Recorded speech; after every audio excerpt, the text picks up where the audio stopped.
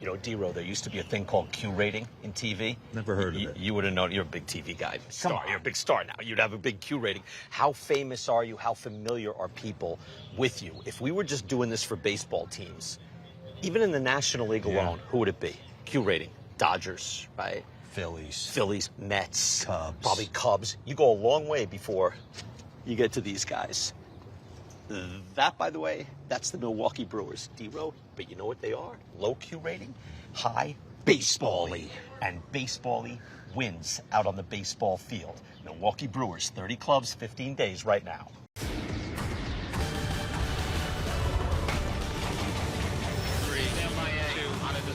With music. Last thing, games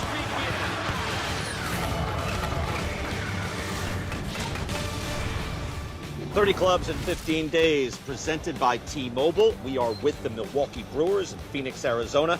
93 wins last year. Essentially, Mark DeRosa, a wire-to-wire division champion.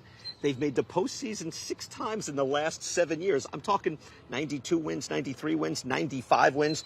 I call it quiet excellence because, D-Row, they were 18th in payroll last year. Yeah. They're 22nd this year. They don't have a lot of money, but this is a very formidable organization. I think for me, when we came in this morning, a chance to sit down with Pat Murphy, you know that they're doing the little things. Yeah. But don't get it twisted.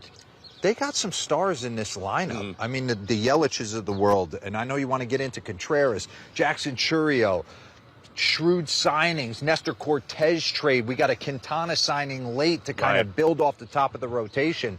There's a lot to like here, BK. Here's what we were talking about earlier, though. Baseball-y. Yeah. What does that mean? It's not just, and it's kind of the nexus of the analytics and the real-world grit. Yeah. This club was the #1 base running team in all of baseball last year. Better than the Reds. Think about that. Ellie De La Cruz. Better than the Reds and by a sizable margin. They were also #3 in outs above average last year. That means they're essentially a top 3 defensive team. So the defense, the base running, what a lot of times we call the little things are not actually little things. This is where they excel. Yeah, I think they surround their star players with, like you said, baseball-y type guys, the Bryce Terangs of the world that can not only steal you a bag, but it's going to play platinum glove defense. The Sal Freliks that'll run through a wall for you. The Rhys Hoskins. We all know when he left Philadelphia, every time I talk to an ex-Philadelphia Philly player, they rave and miss Rhys Hoskins. Those kind of guys are cemented in this lineup, and it leads to success. I have to say, though, as you mentioned, this is not the little sisters of the poor. No. They have, and I think this is fascinating this year. Look, they lost Willie Adames. They traded away Devin Williams. Those are star players. But they could, for the very first time, have a healthy Christian Yelich with the emerging superstar Jackson Chourio and the #1 catcher in the game in William Contreras. D-Row, that's 3, superstar players. So this is not some nice little club if everybody stays healthy. Hey, listen, I know Christian's tired of hearing about the health, but it's real. 73 games last year, like you talked about. He was in line to potentially win a batting title. Jackson Chourio's second half racks up with anybody in the National League. And the guy who I came away from this camp really falling in love with, you could see it in his eyes, William Contreras. You had him #1 at the top of the board. Shredder has him #1 as well. He has himself at the top of the board as well. Impressive dude. And Brandon Woodruff potentially we see at some point. We're going to talk to Brandon Woodruff. He's coming back. He was #5 in the Shredder only a couple of years ago. I thought the signing of Jose Quintana, who had 170 very good innings last year, just adds an awful lot. They got Nestor Cortez in the Devin Williams trade. This will be a very good ball club, but it does start with Christian Yelich, and he's coming off back surgery. Yes. We asked him about his health. That's at the forefront. Yeah, I feel good. Just getting in the swing with spring training and building up, getting ready for the season. But health's been good so far. You were tearing it up last year. You were hitting over 300. You had a 400 on base. You're slugging 500. I think your OPS plus was 151. How did you get back to that high level? Each year you feel different, or your swing's a little bit different, and you just have to prepare yourself with that year. You can't try to match up previous years or anything like that. You have to take what you got that year and make it the best version of yourself and go compete and see what happens. Is it possible that you guys won't be so under the radar this year? I mean, I feel like we're under the radar every year, which is fine. It's been a postseason 6 of the last 7 years, and you're under the radar. Every year, though. It's your guys' fault, probably. Shouldn't be you know? based. I blame us. We're trying to change. No, seriously. But if William Contreras, like now after we're getting used to seeing him at the highest level, people know you're, there's a possibility of you being an MVP, a superstar, and now here's Chourio. I'm just wondering if we might see more of a, kind of a thing with you guys traveling and being a big shot team. Yeah, I mean, we have some talented players for sure. I think Mitchell has a shot to be a really good player too. Terang, Sneaky, Sal, Joey Ortiz. We got some athletic guys that can do a lot of different things on the baseball field. Underrated, overrated, it really doesn't matter at the end of the day. You have to play the game. So like whether you're the favorite, you're the underdog, but you still have to play the 6-month season and navigate the ups and downs and everything that comes with that. So, and like every year we kind of lose guys, and that's kind of why we're always like, well, I don't know if they can do it again. And it's understandable to hear that stuff, but we've had a lot of guys step up and young players come into their own and just find a way. So we'll see if we can do it again this year. Yeah. Best of luck this year. Appreciate it, guys. Over the radar. Christian Yelich there. Let's look with another star of the Milwaukee Brewers. Jackson Chourio, age 20 season. Most years he would have been Rookie of the Year, but since June 2nd, he got off to a rough start, but after June 2nd, he had a 360 on base, slugged .527, stole 15 bases, had a win probability added of third in baseball in that span behind only Shohei Ohtani and Aaron Judge. This is a big star on the way up. He's with Mark DeRosa right now. All right, thanks, BK. Let's dive right into it. Coming off an unbelievable rookie season, you walk around a little bit more confident now. What are you working on as you head into your sophomore season here? No, la verdad que me siento súper bien, con más confianza que el año pasado y nada, seguimos trabajando físicamente y también mentalmente, que es muy importante. I feel great. I feel incredible coming off of last year, and so this year going into it, I just want to continue working physically on my body and working mentally just to get myself as prepared as I can for this upcoming season. Every young player has a moment where they're like, okay, I can play in the big leagues. I mean, obviously we had heard your name coming for a while, but did you have that one moment? When was it? Was it a swing? Was it a play defensively where you really started to feel comfortable? Did you take somebody deep that you used to watch as a kid? No, está dura esa, ¿sí? Está dura. Yo creo que no hubo un momento, solamente yo creo que a medida del tiempo. It's a hard question. I don't think there was a specific moment that kind of came about, but I think just kind of the midpoint of the season is when things kind of started to turn for me. And playing in the postseason for the first time as a rookie, just the excitement that was around that. Take me through that, your emotions. Sí, no, la verdad que fue una experiencia muy bonita. La verdad quiero volver a repetir y nada, vivir esos momentos como lo viví el año pasado. No, it's a beautiful moment, and to be honest, it's just an experience that I just want to be able to replicate as many times as possible, and just to continue and have more moments like those. What are the goals for this season? Personal. I know you want to win the World Series as a team, get to the playoffs, but do you come in? You were 20-20 last year. You want to keep running? Yo creo que prefiero tenerla guardada. Sí, prefiero no decirlo porque siento que si se dicen, quizás posiblemente no llegue. No, I think some of the personal goals I've got guarded to myself. So sometimes if you put them out there on the air, they don't come true. So I got to keep some of those personal to me. All right, I appreciate it, man. Thank you. Good luck. Thank you. Thank you. All right, BK, back to you. Dero, thank you so much. I'm with Brandon Woodruff, who is throwing a live baseball game tomorrow. That's exciting, Brandon. How is your shoulder? Tell us about the surgery and your comeback. It's doing good. Relatively easy surgery, from what I learned coming out from Dr. Meister.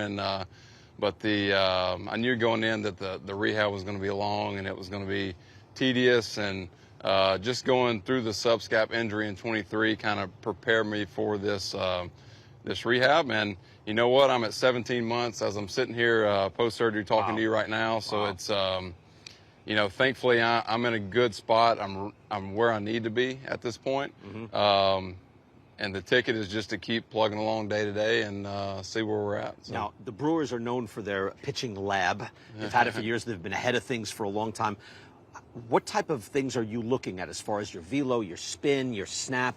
biomechanics? What are you looking at? If you want me to be completely honest, when it comes to all that, I learned how to pitch, and I was very fortunate to be able to throw into Game 7 of the NLCS in 2018, early in my career. And pitching in big playoff games, I think, really helped me learn how to pitch in pressure moments. And when it comes to the numbers and stuff, I think I just objectively look at myself and how do I get the best out of myself. It's all about recovering day to day. I worry about what's going to happen today. I worry about what I'm going to do in there today to get ready for tomorrow's game, because I've learned with these injuries, it's fragile. The game can be taken away from you. For me, right now, 17 months has been a long time. So I take it day to day and worry about recovery and go from there. In 2022, we do top 10 right now. We have the shredder, which is our objective methodology. We have our own metrics. You're number 5, which is a big number for pitchers. Do you think you can get back there? 100%. I have no doubt that I'll make a full recovery. It just takes time. Gosh, all that work you put in to honestly get to the moment where I'll be nervous as all get out tomorrow for this minor league game. Yeah. First game action back, but it's a process and I understand it. It's going to take time. I have no doubt that I'll make a complete full recovery and get back to the pitcher I know I can be. And I'm excited, and it's a journey, and I'm looking forward to kind of getting to that finish line. Hey, congratulations on coming back. I know it's been a long road for you, and you're at the top of the game. I hope you get there back again. I appreciate that. Thank you. Brandon Woodruff there. D-Row, back to you. All right, thanks, BK. I'm here with arguably the best catcher in the game, William Contreras of the Milwaukee Brewers. Kind of take me in. How do you build off last year's success? What are you working on in spring? I'm working everything. Still working everything, same plan. I don't have to change nothing because I've been working the last 3 years, so I keep working the same routine. The bat plays, but I gotta believe every catcher I've ever talked to, it's the defense that comes first in building a relationship with these pitchers. How important is that to you? It's very important, especially this team. Always have different pitchers, but I keep working with the pitcher with my teammates, and I will try to do the best for me and for them. So I'm gonna keep working every day with the pitchers. Take me inside your routine getting ready, swing wise. I mean, Oppo Thunder, great ballpark to hit in. Kind of take me inside your mindset. You and your brother bounce ideas off each other? Yes, we're working everything. In the off season, we're always working together. But I have my plan. It has different plan. I think I don't have like especially stance. I say everything like the people know me. But I just try to don't think too much. Don't think too much when I hit it, and it's working. Yeah. Yeah. I was reading an article driving in today where they were talking about you played 155 games last year. You think a few more DH days this year? Maybe more day off. No. But I think, I mean, if I'm your manager, I don't want to give you a day off. I know. You're the number one catcher in the sport right now. I know, but I had to be healthy. I had to, like I said, I had to be in the same routine and stretch my body. Maybe last year something I have to learn. Maybe take a day off or something. But it's for me. I'm in the game every day. What's some personal goals this year? I have some personal goals. I'm not gonna say. No one wants to tell me. I mean, it's for me. I take the same year or better than this last year. So right. I'm gonna keep working everything, like I said, especially on defense and hitting, and help the team to win. Dude, stay healthy. Thank you. This guy stays healthy, game on. I mean, he's going to put up another monster year. BK, back to you. D-Row, thank you so much. I'm with Manager of the Year, Pat Murphy, who is I'm guessing you were a middleweight in the day. Were you a middleweight? Light heavyweight. Light heavy, a little bigger than I thought. All right, take it easy. Move your head. Manager of the Year, big-time club last year, division champs, back for more, and we're back in 30 clubs in 15 days after this.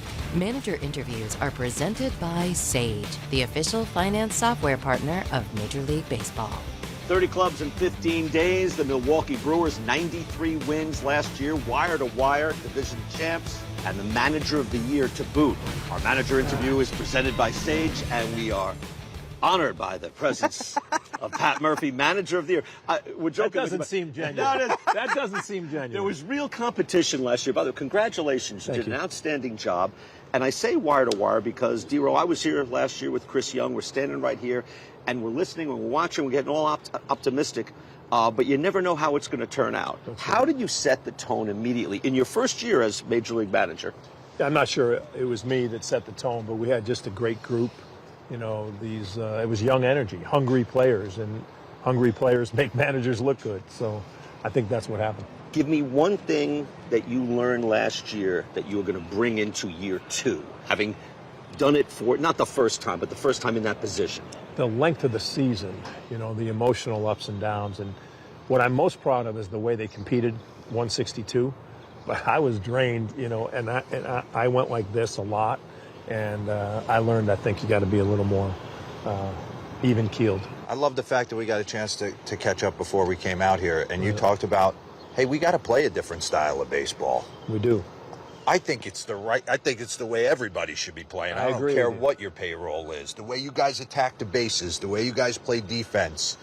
Take us through that. It's an attitude. You know, like, you got to be willing to defend. You got to be willing to base run, or you can't play here. I mean, it's the way it is. I mean, I'm sure some veterans would laugh in my face, but then we're going to have a confrontation because you got to be able to do that. And you got to put pressure on the opponents. You got to have them feel you a little bit.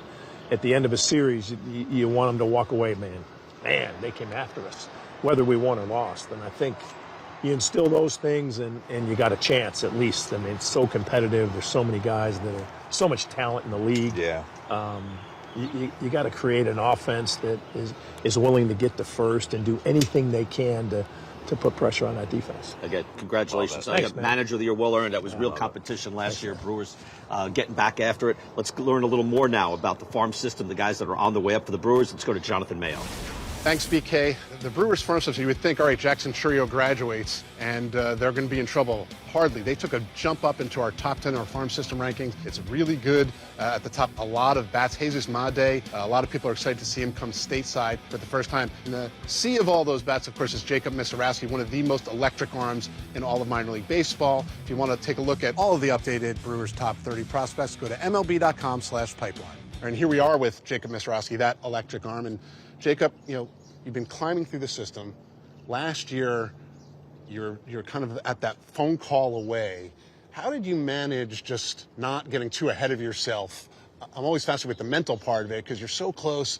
You know, people are talking about maybe you're going to get called up. You know, how did you get through the end of the season and not worry about if that phone was going to ring? Yeah, I mean, it's just one of those things that you kind of just don't worry about it. You know, it's eventually going to happen. So it's one of those things that you go out and you throw in Nashville as well as you possibly can, and if I do end up getting a phone call, there it is, I'm ready. At the same time, you sort of had to adjust to a different role in case that phone call comes, because if it was going to come last year, it was going to be as a reliever. What was that adjustment like, and how did that help you, you know, in terms of your overall pitching, just learning what that whole preparation was like as opposed to every fifth day? Yeah, I mean, I think it helped me a lot. I think it helped me with, like, the idea of, like, hey, being able to adjust to anything I can, and really create, like, a new, like, thought behind pitching and not just going out and trying to make it 5, but really, like, dominating every batter, like, every inning. All right, Jacob, thanks very much. And BK, this is a guy that when the big league clubs needs an arm, starting, relieving, I don't think it's going to matter. He's going to be ready.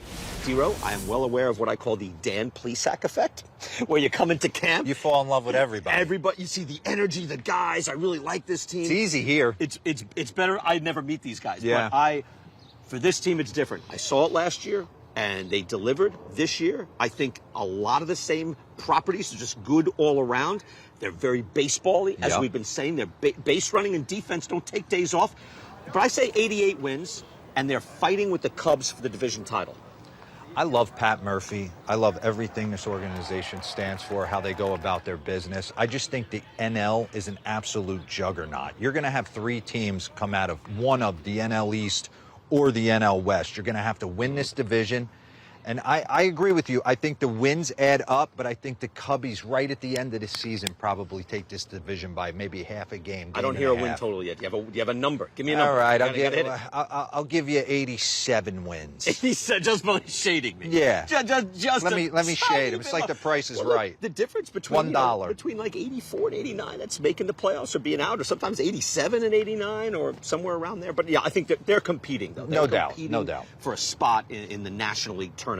As for a player, I say Jackson Chourio has an 8-win season, to use the parlance of war. That's a big year.